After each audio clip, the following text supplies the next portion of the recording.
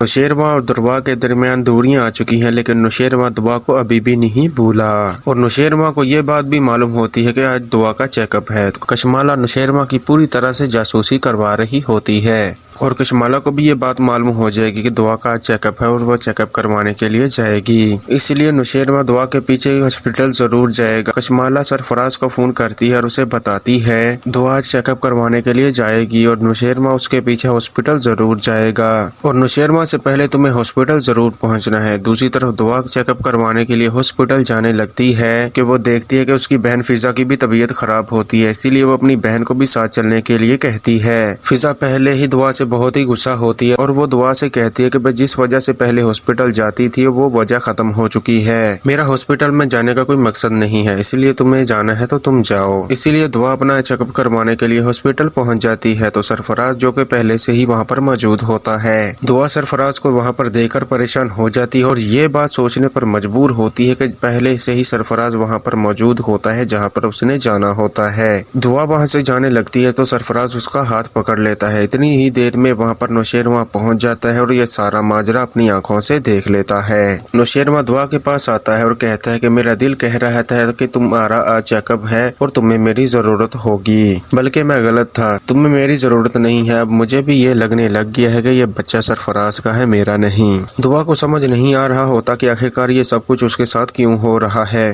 نوشیروان کو اپنی صفائی پیش کرنے کی کوشش کرتی ہے اور کہتی ہے کہ جیسا آپ سوچ رہے ہیں ویسا کچھ بھی نہیں ہے، میں نہیں جانتی کہ سرفراز یہاں پر کیسے آ گیا ہے، لیکن نوشیروان دعا کی کوئی بھی بات نہیں سنے گا اور وہاں سے چلے جائے گا۔ اتنی دیر میں تو دعا کو یہ بات معلوم ہو چکی ہے کہ سب کے پیچھے کشمالا کا ہی ہاتھ ہے، سرفراز یہ سب کچھ کشمالا کے کہنے پر ہی کر رہا ہے، اسی لیے دعا یہ پلان بناتی ہے کہ کسی نہ کسی طریقے سے کشمالا اور سرفراز کا راز فاش کیا جائے۔ اسی لیے وہ سرفراز کو ملنے کے لیے بلاتی ہے کہ تم کیا چاہتے ہو۔ سرفراز دعا سے کہتا ہے کہ چاہتا تو میں تمہیں ہوں۔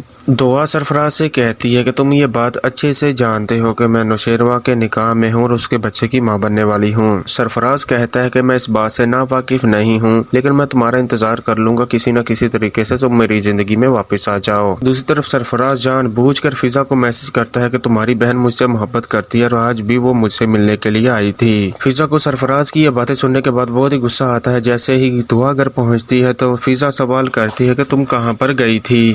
دعا فضا کو یہ سچ نہیں بتاتی، لیکن فضا یہ سچ پہلے سے ہی جانتی ہے اور دعا سے کہتی ہے کہ مجھے پتا ہے کہ تم سرفراز سے ملنے کے لیے گئی تھی۔ فضا یہ بات جا کر اپنی ماں کو بتا دیتی ہے۔ اس کی ماں کو پہلے ہی دعا پر بہت ہی زیادہ غصہ ہوتا ہے اور مزید اسے غصہ آ جاتا ہے، دعا کو تھپڑ مارتی ہے اور اسے کہتی ہے پہلے کیا تم نے کم ہماری بدنامی کروائی ہے، اس کے باوجود بھی سرفراز سے تم مل جل رہی ہو۔